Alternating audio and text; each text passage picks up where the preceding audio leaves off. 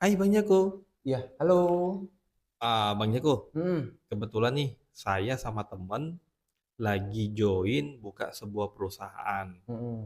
Nah, karena kan ini perusahaannya baru ya Bang Jako ya. Iya, startup. Jadi Mhm, jadi kami baru ada rekrut 2 atau 3 karyawan gitu Bang Jako. mmm. Nah, cuma untuk menghemat kami tidak mendaftarkan ke BPJS Ketenagakerjaan dan ke BPJS Kesehatan. Mhm. Nah, menurut Bang Jaku, ini sebenarnya boleh nggak sih saya sebagai owner perusahaan tidak mendaftarkan karyawan yang ada ke dalam program BPJS Kesehatan ataupun Ketenagakerjaan? Boleh minta bantuan pencerahannya Bang Jaku. Terima kasih. Jam sostek merupakan suatu perlindungan bagi tenaga kerja dalam bentuk santunan berupa uang pengganti sebagian dari penghasilan yang hilang atau berkurang dan pelayanan sebagai akibat peristiwa atau keadaan yang dialami oleh tenaga kerja berupa kecelakaan kerja, sakit, hamil, bersalin, hari tua, dan meninggal dunia. Bentuk pemenuhan hak atas jam sostek tersebut diselenggarakan oleh Badan Penyelenggara Jaminan Sosial atau kita sebut juga BPJS, yang salah satunya adalah BPJS Ketenagakerjaan. Nah, jam sostek ini merupakan hak pekerja atau buruh yang diatur secara eksplisit dalam pasal 99 Undang-Undang Ketenagakerjaan dengan bunyi sebagai berikut. Setiap pekerja atau buruh dan keluarganya berhak untuk memperoleh jaminan sosial tenaga kerja. Oleh karena itu, jam sostek ditegaskan sebagai hak pekerja atau buruh. Maka sebaliknya dapat disimpulkan juga hal ini menjadi kewajiban bagi pengusaha atau pemberi kerja untuk memenuhinya.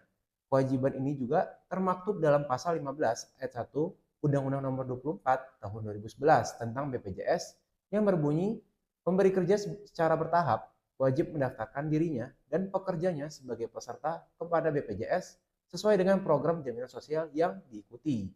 Nah, dalam hal ini, pengusaha atau pemberi kerja, seperti yang dari cerita tersebut, mempunyai kewajiban untuk mendaftarkan dan pekerja atau buruh lainnya di perusahaan sebagai peserta BPJS. Hal ini dikarenakan kepesertaan BPJS merupakan hak pekerja maupun buruh tanpa memandang jenis pekerjaan maupun jenis perusahaan tempat bekerja. Nah, lalu sanksi apa yang bisa dikenakan?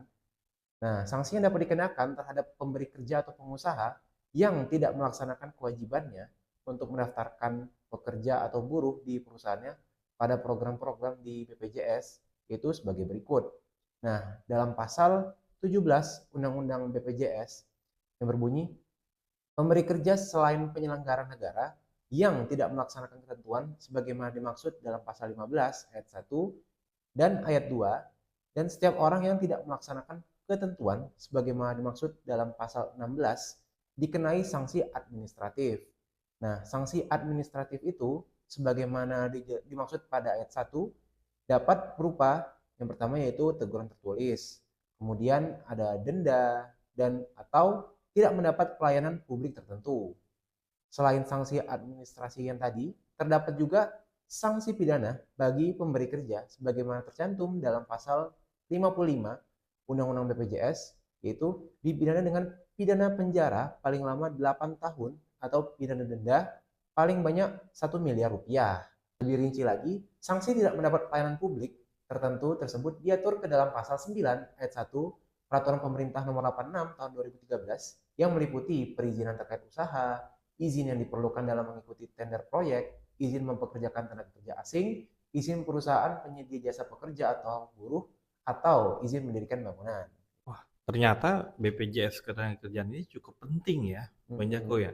Betul. Oh, kalau seperti itu, ini harus jadi pertimbangan nih bahwa kita sebagai pemilik ataupun sebagai owner perusahaan wajib mendaftarkan karyawan kita ya, Bang Jako ya. Karena Betul. terkait tadi ada tunjangan hari tua, jaminan sosial lainnya ya, Bang Jako. Oke deh, Bang Jako. Tercerahkan deh kalau memang seperti itu. Terima kasih Bang Jako atas informasinya. Sampai jumpa lagi. Ya, sampai jumpa.